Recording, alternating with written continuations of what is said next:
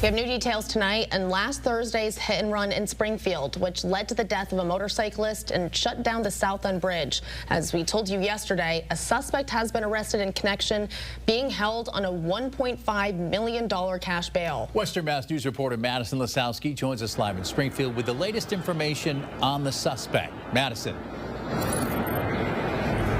Yeah, Crix and Amanda, the DA's office says that 25-year-old Jonathan Rivera is now behind bars, being charged in connection with the death of 39-year-old Miguel Cruz on the South End Bridge on Thursday evening. Now, on your screens right now is Rivera. He's being charged with several charges, including motor vehicle homicide by reckless operation, leaving the scene of personal injury and death, negligent operation of a motor vehicle, carjacking, and unlicensed operation of a motor vehicle.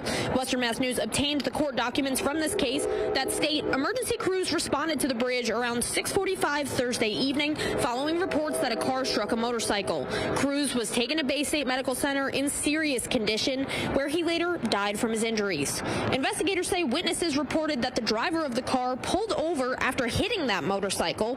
Then a passenger got out of the car, got onto the motorcycle, and drove it away with the car following closely behind. The judge ordered bail to be set at $15 million surety bond or $1.5 million in cash. In the meantime, Rivera is being held at the Hampden County House of Corrections, and Rivera is also currently on probation out of Greenfield District Court through June 24th. However, that probation is one of several previous run-ins with the law.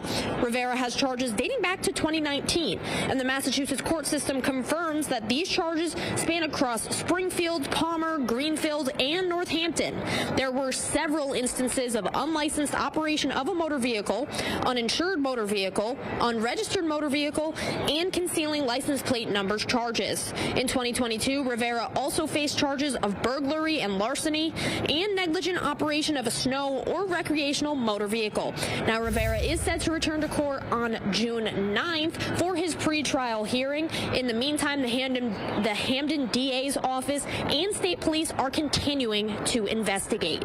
For now, reporting live in Springfield, Madison Lasowski, Western Mass News.